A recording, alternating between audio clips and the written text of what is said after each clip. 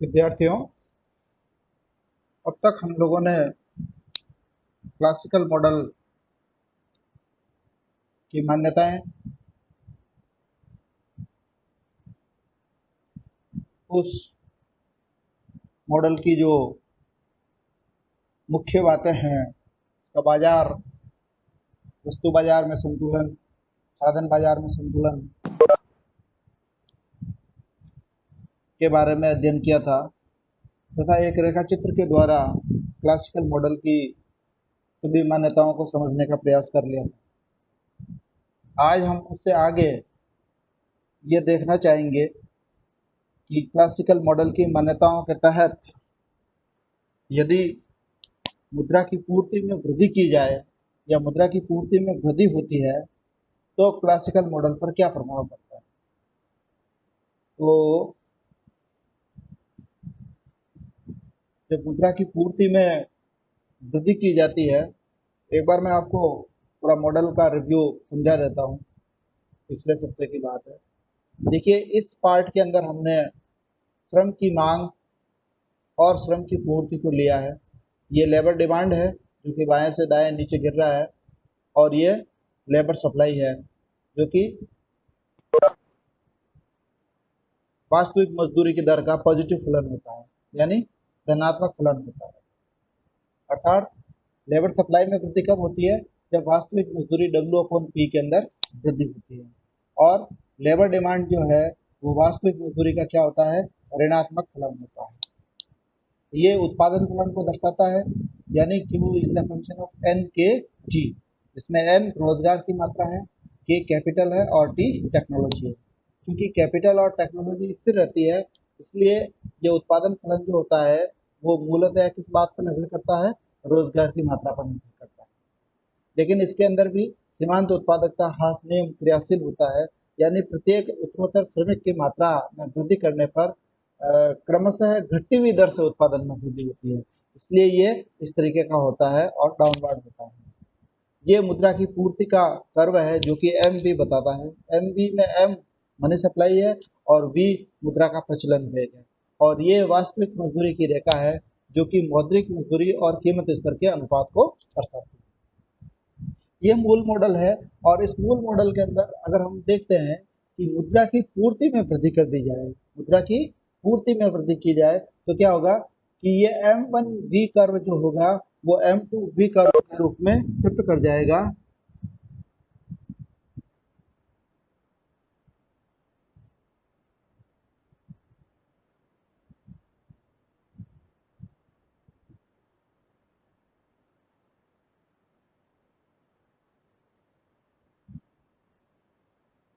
M1V curve जो होगा, हम ये देखना चाहते हैं कि मुद्रा की पूर्ति में वृद्धि करने पर क्या प्रभाव पड़ता है। तो M1V कर्व जो कि ये है मूल रूप से, ये क्या करेगा?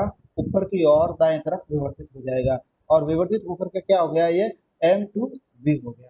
तो देखिए, मूल मॉडल के अनुसार ये है कि जहाँ पर लेबर डिमांड और लेबर सप्लाई दोनों बराबर होते हैं, वहाँ पे वास्तविक मजदूरी की दर का निर्धारण होता है, और इस वास्तविक मजदूरी के निर्धारण पर रोजगार की मात्रा क्या है? N1 है। और ये N1 रोजगार की मात्रा कुल उत्पादन की कितनी मात्रा होती है? यहाँ पर Q1 होती है। इस N1 रोजगार की मात्रा का उत्पादन फलन से ये आकलन हो जाता है कि कितनी मात्रा में उत्पादन होगा। क्यों? क्योंकि उत्पादन फलन एक्चुअल में किसका फंक्शन होता है? रोजगार की मात्रा का फलन होता है, और N, K और T दोनों क्या है? स्थिर है। इसलिए अगर अपन N की मात्रा में वृद्धि करेंगे तो कुल उत्पादन में भी वृद्धि होगी, लेकिन वो कैसे होगी? घटती हुई दर से वृद्धि होगी। इतनी सी बात ध्यान में रखनी है। इस मूल मॉडल के अनुसार अगर ये M1V है जो कि मूल M1V है, तो क्या होता है? ये सामान्य कीमत स्तर रह जाएगा। इस M1V से क्या डिसाइड हो जाएगा? आपके मूल्य स्तर का निर्धारण हो जाएगा, और इस मूल्य स्तर पर मौद्रिक मजदूरी क्या होगी? ये हो गया आपके W1 हो जाएगा। W1 मौद्रिक मजदूरी हो गया, और P1 क्या हो गया? आपके मूल्य स्तर हो गया। लेकिन अगर मुद्रा की पूर्ति में वृद्धि करते हैं तो मुद्रा का पूर्ति वक्र दाएं तरफ चले जाता है, क्योंकि ये मौद्रिक चर है, बाकी वाले वास्तविक चर है। ये क्लासिकल मॉडल की एक मान्यता है कि मौद्रिक चरों में परिवर्तन से वास्तविक चरों में कोई परिवर्तन नहीं होता, इसलिए वास्तविक मजदूरी की दर पर कोई प्रभाव नहीं पड़ेगा। लेबर डिमांड, लेबर सप्लाई और उत्पादन फलन और उत्पादन की मात्रा पर कोई प्रभाव नहीं पड़ेगा। लेकिन किन चरों पर प्रभाव पड़ेगा? केवल मौद्रिक चरों पर प्रभाव पड़ेगा। तो मौद्रिक चरों पर क्या प्रभाव पड़ेगा? देखिए, अगर ये मुद्रा की पूर्ति बढ़ करके M2V होती है तो इसका प्रभाव सीधा सीधा यहाँ पर पड़ेगा, और वो किस रूप में पड़ेगा? ये मूल्य स्तर बढ़ जाएगा। सबसे पहले क्या प्रभाव पड़ेगा? मूल्य स्तर बढ़ जाएगा। यानी मुद्रा की पूर्ति में अगर आपने 2% की वृद्धि की है, जो टोटल मनी स्टॉक है, उस टोटल मनी स्टॉक के अंदर अगर अपन 2% की वृद्धि करते हैं तो सीधा सीधा पहला प्रभाव अन्य बातें स्थिर रहते हुए कीमत स्तर पर पड़ेगा, यानी 2% वस्तुओं की कीमतें भी बढ़ जाएगी। क्यों? क्योंकि कुल उत्पादन क्या है? स्थिर है। कुल उत्पादन में कोई परिवर्तन नहीं हुआ। या तो हम उत्पादन में परिवर्तन करके मुद्रा की पूर्ति में परिवर्तन करें तो एम बी बराबर पीटी होता है, क्योंकि यहाँ आपने पीटी में कोई परिवर्तन नहीं किया है। इसका परिवर्तन क्या है? केवल एम बी में परिवर्तन किया है और केवल आरबीआई को ऑर्डर दिया है कि आप अधिक मुद्रा छापिए। जब अपन आरबीआई अधिक मुद्रा छापेगी तो क्या होगा? सबसे पहले कीमतें जो होगी वो बढ़ जाएगी, यानी मूल्य स्तर जो होगा वो बढ़ करके P1 से क्या हो गया? आपके P2 हो गया। और जब मूल्य स्तर P1 से बढ़ करके P2 होता है, और चूंकि वास्तविक मजदूरी जो W/P है उसमें कोई परिवर्तन नहीं होता है। क्यों? क्योंकि W/P में परिवर्तन कहाँ से होता है? W/P में परिवर्तन होता है लेबर डिमांड और लेबर सप्लाई के कारण। अगर लेबर डिमांड और लेबर सप्लाई में कोई परिवर्तन नहीं होता है तो वास्तविक मजदूरी के अंदर कोई परिवर्तन नहीं होता। जब वास्तविक मजदूरी के अंदर कोई परिवर्तन नहीं होता है और P2 बढ़ गया है, P2 क्या हुआ है? बढ़ गया है, यानी हर की मात्रा बढ़ गई है, तो आपको अंश की मात्रा में भी वृद्धि करनी पड़ेगी, तभी जाकर के W/P जो है वो कांस्टेंट रहेगा। इसलिए मुद्रा की पूर्ति में वृद्धि करने से सामान्य कीमत स्तर में वृद्धि हो जाती है तथा मौद्रिक मजदूरी जो कि डब्ल्यू है, मौद्रिक मजदूरी के अंदर वृद्धि हो जाती है। लेकिन वास्तविक मजदूरी क्या रहती है? सेम रहती है। देखिए एग्जाम्पल, अगर किसी वस्तु की कीमत 4 रुपए है, 4 रुपए से बढ़ करके वो 5 रुपए हो जाती है, और उसको मजदूरी मिल रही थी पहले 80 रुपए मिल रही थी। मान लीजिए कि उसको कितनी मजदूरी मिल रही थी? 80 रुपए मिल रही थी, और 4 रुपए उस वस्तु का भाव है, तो 80/4 बराबर कितना होता है? 20। यानी वास्तविक मजदूरी उसको कितनी मिल रही है? 20 इकाइयों को खरीदने के बराबर मिल रही है। अब अगर चूंकि वस्तु का भाव बढ़कर के 4 से 5 होता है, 4 से क्या होता है? 5 होता है, तो 100/5 बराबर वापस क्या आ जाएगा? 20 आ जाएगा। इसलिए वस्तु की कीमत 4 से बढ़कर के 5 रुपये हो जाएगी और मौद्रिक मजदूरी 80 से बढ़कर के 100 रुपये हो जाएगी। तो वास्तविक मजदूरी क्या रहेगी? कांस्टेंट रहेगी, क्योंकि 80/4 बराबर क्या है? 100/5। 80/4 बराबर 20 और 100/5 बराबर क्या है? 20। तो वास्तविक मजदूरी जो होगी वो स्थिर रह जाएगी। एक बार नेट सेल में इसका इफेक्ट समझिए। मौद्रिक मजदूरी में मुद्रा की पूर्ति में वृद्धि करने से सामान्य कीमत स्तर में वृद्धि होती है तथा मौद्रिक मजदूरी में वृद्धि होती है। इसके अलावा किसी भी चर में कोई परिवर्तन नहीं होता है, न तो उत्पादन की मात्रा में कोई परिवर्तन होगा और न और किसी मात्रा के अंदर किसी प्रकार का कोई परिवर्तन होगा। ये था पहला इफेक्ट। दूसरा इफेक्ट है कि अगर श्रम की पूर्ति में वृद्धि कर दी जाए तो क्या क्या प्रभाव पड़ेगा श्रम की पूर्ति में? तो देखिए फिगर के अनुसार श्रम की पूर्ति क्या है? ये ये वाला कर्व है, वापस एज इट इज। मूल कर्व जो है वो आपके S1 है, और ये वाला है, और M1 भी है, और ये W/P वाला मूल कर्व है। अब जो ही श्रम की पूर्ति में वृद्धि होती है, श्रम की पूर्ति में वृद्धि होने का मतलब और अधिक लोग काम करने के लिए तैयार। श्रम की पूर्ति में वृद्धि होने का मतलब क्या हुआ? और अधिक लोग काम करने के लिए तैयार। तो जब और अधिक लोग काम करने के लिए तैयार होंगे तो वास्तविक मजदूरी में क्या हो जाएगी? कमी हो जाएगी। अगर लेबर की डिमांड बढ़ती है तो वास्तविक मजदूरी क्या कर जाएगी? बढ़ जाएगी। और अगर लेबर लेबर की सप्लाई बढ़ती है तो क्या हो जाएगी? वास्तविक मजदूरी घट जाएगी। तो देखिए सबसे पहला प्रभाव, तो जब लेबर की सप्लाई में वृद्धि होती है, तो लेबर की सप्लाई मान लीजिए कि ये एस है, तो इस S1 में वृद्धि होकर के S2 होता है, तो वास्तविक मजदूरी की जो दर ये थी वो घट करके ये हो जाएगी। यानी वास्तविक मजदूरी जो कि W/P1 थी वो घट करके क्या हो जाएगी? W/P2 हो जाएगी। सबसे पहला प्रभाव, श्रम की पूर्ति में वृद्धि होने से वास्तविक मजदूरी में कमी आ जाएगी। यानी वास्तविक मजदूरी पहले ये थी जो घट करके अब वास्तविक मजदूरी ये हो जाएगी। अब देखिए, जब आपने श्रम की पूर्ति में वृद्धि की है तो रोजगार की मात्रा बढ़ेगी। रोजगार की मात्रा बढ़कर क्या होगी, N1 से N2 होगी। और जब रोजगार की मात्रा बढ़ेगी तो कुल उत्पादन में भी वृद्धि होगी, लेकिन वृद्धि कैसी होगी, घटती हुई दर से वृद्धि होगी। तो हम रोजगार की मात्रा में वृद्धि का प्रभाव कुल उत्पादन फलन पर देखेंगे। उसके लिए क्वाड्रेंट 2 में जाएंगे। तो जब N1 रोजगार था तो कुल उत्पादन की मात्रा क्या थी, Q1 थी। जब N2 रोजगार हो गया तो कुल उत्पादन की मात्रा क्या होगी, Q2। यानी कुल उत्पादन की मात्रा Q1 से बढ़ करके Q2 हो गई। क्योंकि मुद्रा की पूर्ति तो स्थिर है और मुद्रा की पूर्ति, श्रम की पूर्ति में परिवर्तन करने से मुद्रा की पूर्ति पर कोई प्रभाव नहीं पड़ता है। इसलिए पहले जो ये कीमत स्तर था P1 था, और बाद में जो कीमत स्तर होगा वो घट जाएगा। क्यों घट जाएगा, क्योंकि उत्पादन की मात्रा में क्या हो गई है, वृद्धि हो गई है, यानी वस्तुओं का उत्पादन बढ़ गया। देखिए MP बराबर PT है, PT में क्या हुआ, T बढ़ गया है, यानी ट्रांजैक्शन बढ़ गया है।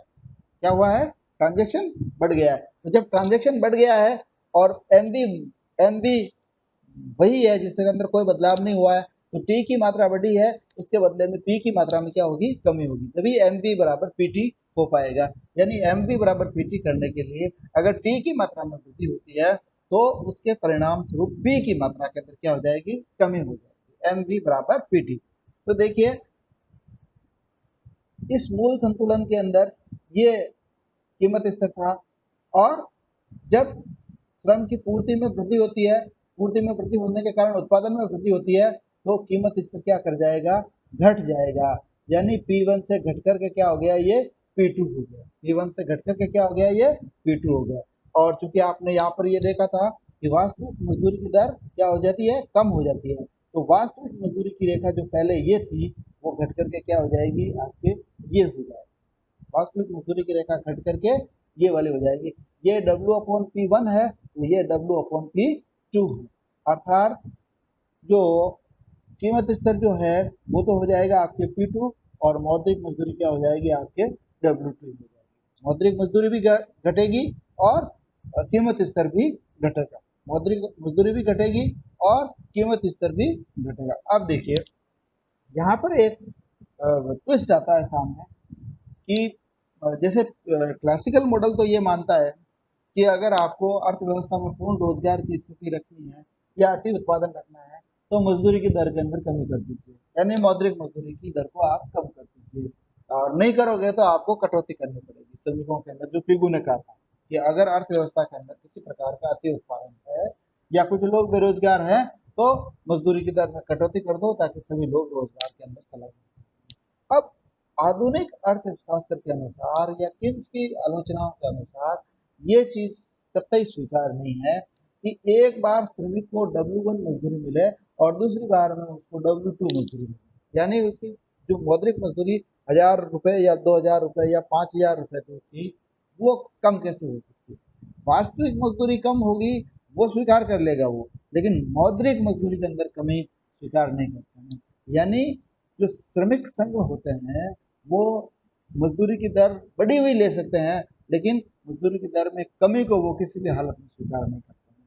तो ये यहाँ पर जो क्लासिकल मॉडल है वो यहाँ आकर के फेल हो जाता है। क्यों हो जाता है, क्योंकि जो द्रव्य मजदूरी होती है यानी जो मौद्रिक मजदूरी जो होती है वो अपरिवर्तनीय हो सकती है, यानी उससे वो नीचे नहीं जाएगी, उसके अंदर कमी नहीं हो सकती है। ये श्रमिक संघों के आंदोलनों के कारण, श्रमिक कानूनों के कारण या कई प्रकार की बाधाओं को देखते हुए इसके अंदर ये जो चीज है वो आपके आके रहती है।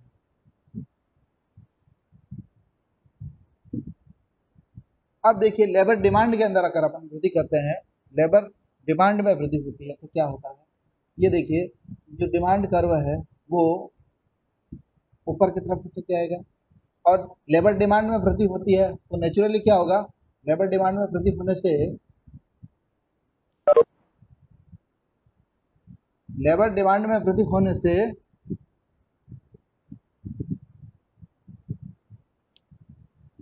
लेबर डिमांड में वृद्धि होने से वास्तविक मजदूरी जो होगी वो क्या हो जाएगी, बढ़ जाएगी। जैसा कि मैंने अभी आपको बताया था कि लेबर सप्लाई अगर बढ़ेगी तो श्रम की पूर्ति बढ़ती है तो वास्तविक मजदूरी क्या हो जाती है, कम हो जाती है। लेकिन चूंकि लेबर डिमांड बढ़ी है तो वास्तविक मजदूरी क्या करेगी, बढ़ जाएगी। लेबर डिमांड अगर ये डी कर्व जो है लेबर डिमांड का वो बढ़ करके ये वाला कर्व होता है, तो वास्तविक मजदूरी क्या करेगी, डब्ल्यू अपॉन पी वन से बढ़ करके डब्ल्यू अपॉन पी टू हो जाएगी। अब देखिए, जब लेबर की डिमांड बढ़ती है तो लेबर की डिमांड के बढ़ने का एक कारण होता है, लेबर की डिमांड यूं ही नहीं बढ़ सकती। लेबर की डिमांड तब बढ़ेगी जबकि आपकी टेक्नोलॉजी में सुधार हुआ हो, जबकि आपके आय के स्ट्रक्चर में सुधार हुआ हो। यानी काफी लंबी समय अवधि के बाद में अगर टेक्नोलॉजी के अंदर परिवर्तन होता है और कुल उत्पादन में वृद्धि होती है, तो जाकर के उत्पादन फलन क्या करेगा, ऊपर की तरफ शिफ्ट कर जाएगा। और जब उत्पादन फलन ऊपर की तरफ शिफ्ट करेगा तो ही कुल उत्पादन जो होगा वो बढ़ जाएगा। यानी जब लेबर की डिमांड में वृद्धि होती है तो कुल उत्पादन फलन क्या करेगा, ऊपर की तरफ शिफ्ट करेगा, और ऊपर की तरफ शिफ्ट करने से ये उत्पादन फलन जो था वो Q1 से बढ़ करके क्या हो गया, ये Q2 हो गया। इस Q2 उत्पादन फलन के कारण देखिए एन K1 और T1 था जो बढ़ करके क्या हो गया, K2 और T2 हो गया। अर्थात उत्पादन फलन लेबर डिमांड में वृद्धि होने से सबसे पहला प्रभाव ये होता है कि उत्पादन फलन में ऊपर की तरफ विवर्तन होगा। उत्पादन फलन में ऊपर की तरफ विवर्तन होगा। क्योंकि एमपी स्थिर रहता है इसलिए एमपी का वही कर्व रहेगा। क्योंकि मूल मॉडल के अनुसार अगर ये आपका कीमत स्तर है, इस कीमत स्तर के अनुसार ये आपके W1 हो जाएगा, मौद्रिक मजदूरी हो जाएगी, और ये W अपॉन पी वन जो है वो वास्तविक मजदूरी की रेखा हो जाएगी। लेकिन जब उत्पादन बढ़ता है तो वस्तु की पूर्ति बढ़ती है, वस्तु की पूर्ति बढ़ती है तो कीमतों में क्या आ जाएगी, गिरावट आ जाएगी। क्योंकि उत्पादन बढ़ा है, उत्पादन बढ़ा है तो वस्तु की पूर्ति बढ़ी है, पूर्ति बढ़ी है तो वस्तु की कीमतों में क्या आ जाएगी, गिरावट आ जाएगी। तो वस्तु की कीमत गिर करके क्या होगी, P1 से गिर करके P2 हो गई, P1 से गिर करके क्या हो गई, वस्तु की कीमत P2 हो गई। अब इस P2 कीमत के अनुरूप मौद्रिक मजदूरी जो होगी वो, क्योंकि यहाँ पे वास्तविक मजदूरी बढ़ी है, वास्तविक मजदूरी क्या हुई है, बढ़ी है। क्यों, क्योंकि लेबर डिमांड बढ़ी है, तो वास्तविक मजदूरी की रेखा भी इधर ऊपर की तरफ आ जाएगी। इधर ऊपर की तरफ आने से कीमतों में जो गिरावट हुई है उसके कारण मौद्रिक मजदूरी की दर जो होगी वो बढ़ करके W2 हो जाएगी। क्योंकि वास्तविक मजदूरी बढ़ी है तो यहाँ पर क्या होगा, वास्तविक मजदूरी की रेखा भी ऊपर की तरफ शिफ्ट करेगी, और वास्तविक मजदूरी की रेखा ऊपर की तरफ शिफ्ट करने के कारण कीमतों में गिरावट होती है P2, और W2 जो है वो मौद्रिक मजदूरी के अंदर वृद्धि होती है। नट सेल के अंदर वास्तव में क्या प्रभाव पड़ता है, देखिए लेबर डिमांड में जो है वृद्धि होगी, वास्तविक मजदूरी की रेखा जो होगी वो ऊपर की तरफ विवर्तित हो जाएगी, पहला प्रभाव। दूसरा प्रभाव ये होगा कि उत्पादन फलन में ऊपर की तरफ विवर्तन होगा, यानी जो Q फंक्शन है वो ऊपर की तरफ शिफ्ट कर जाएगा। दो बात।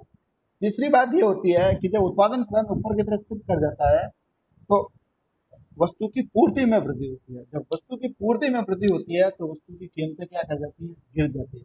यानी कीमत स्तर जो होगा वो P1 से गिर करके P2 हो जाएगा। और जब कीमत स्तर गिरता है और वास्तविक मजदूरी क्या हुई है, बढ़ी है, वास्तविक मजदूरी बढ़ी है, लेकिन कीमत स्तर क्या हुआ है, गिरा है, तो W अपॉन P क्या हो जाएगा, W उसके अंदर क्या करना पड़ेगा, बढ़ाना पड़ेगा। जब तक आप W को नहीं बढ़ाओगे तो W अपॉन P कैसे बढ़ेगा, यानी अंश को बढ़ाना पड़ेगा। अंश यानी W, W यानी मौद्रिक मजदूरी, मौद्रिक मजदूरी के अंदर वृद्धि होगी। अर्थात लेबर की डिमांड में वृद्धि होने से रोजगार की मात्रा में वृद्धि होती है, उत्पादन फलन का ऊपर की तरफ विवर्तन होता है, वस्तु की पूर्ति में वृद्धि होती है और कीमतों में गिरावट आती है तथा मौद्रिक मजदूरी के अंदर वृद्धि होती है। अगला अगला जो है वो है आपके रिजिड मनी वेज का। अभी अपने पास 7-8 मिनट का टाइम और है, मैं इस कंसेप्ट को भी रिवाइज कर लेता हूँ। तो देखिए, मैंने अभी आपको बताया था कि जो ही मनी सप्लाई के अंदर वृद्धि होती है तो मौद्रिक मजदूरी के अंदर क्या करनी पड़ती है, कमी करनी पड़ती है। जो कि क्लासिकल इकोनॉमिक्स ने कह दिया था कि अगर आप पूर्ण रोजगार की व्यवस्था को कायम रखना चाहते हैं तो आपको मौद्रिक मजदूरी के अंदर क्या करनी पड़ेगी, कमी करनी पड़ेगी। क्योंकि श्रमिक संघ इतने प्रभावी होते हैं कि वो मौद्रिक मजदूरी को कमी नहीं करने देते। यानी अगर किसी श्रमिक को 2,000 रुपये प्रति माह का वेतन दिया जा रहा है तो वो 1,900 रुपये कभी भी स्वीकार नहीं करेगा, या 1,800 रुपये कभी भी स्वीकार नहीं करेगा। लेकिन वास्तविक मजदूरी अप्रत्यक्ष रूप से कम होती है, उसका उसको पता नहीं चलता है कि कीमतें कब बढ़ गई कब घट गई, तो उसको वो स्वीकार कर सकता है। तो देखिए, इस चीज को समझाने के लिए अपरिवर्तनीय द्रव्य मजदूरी या कठोर मौद्रिक मजदूरी का सिद्धांत यहाँ पर लागू किया गया है।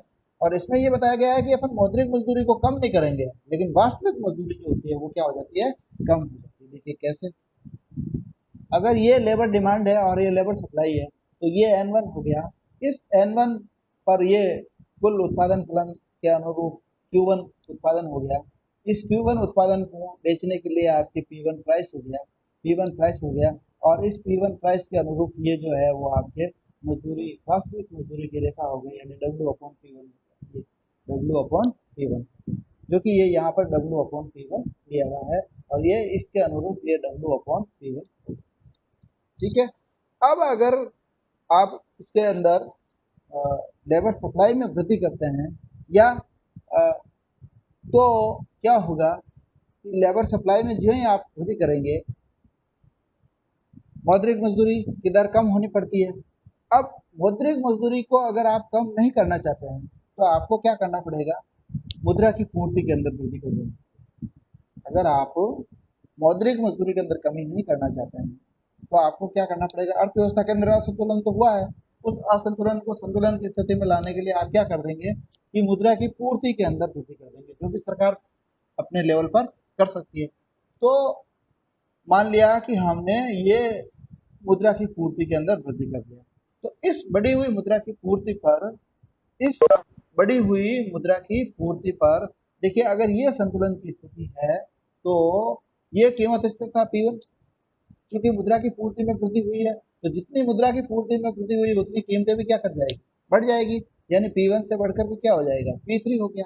और अब इस P3 के अनुरूप अगर आपकी यही वास्तविक मजदूरी की रेखा रहती है, वास्तविक मजदूरी की रेखा यही रहती है, तो क्या हो जाएगा, आपके इस P3 के अनुरूप मौद्रिक मजदूरी क्या हो जाएगी, आपके W2 हो जाएगी। यानी एक तरफ तो आपके मौद्रिक मजदूरी में वृद्धि हो जाती है, यानी W2 हो जाता है, मौद्रिक मजदूरी W1 से बढ़ करके W2 हो जाती है। और दूसरी तरफ कीमतें जो होती है वो P1 से बढ़ करके क्या हो जाती है, P3 हो जाती है। लेकिन वास्तविक मजदूरी क्या है, वो की वो ही रहती है, यानी वास्तव में उसके अंदर कोई बदलाव नहीं हुआ है। पहले भी वो 100 रुपये के अंदर 4 किलो चावल खरीद पा रहा था, यानी 25 का भाव था, यानी 20 का भाव था तो वो 5 किलो चावल खरीद रहा था। और अभी भी उसको जो मजदूरी मिल रही है उसके अंदर वो 5 किलो चावल ही खरीद पा रहा है। तो कुल मिलाकर के वास्तविक मजदूरी के अंदर कोई वृद्धि नहीं हुई है। लेकिन क्योंकि कीमतें बढ़ गई है, तो कीमतें जिस अनुपात में बढ़ी है उसी अनुपात में मौद्रिक मजदूरी भी बढ़ गई। यानी अगर 10% कीमतों में वृद्धि हुई है और 10% अगर मौद्रिक मजदूरी में वृद्धि हुई है, तो वास्तव में क्या हुआ, वास्तव में कोई वृद्धि नहीं हुई। इसलिए इसको हम रिजिड मनी वेज कहते हैं। इसको हम क्या कहते हैं, रिजिड मनी वेज, यानी द्रव्य मजदूरी जो होती है उसमें कमी करना संभव नहीं है, उसके अंदर कमी करना संभव नहीं होता है। इस प्रकार से Sir, I have question.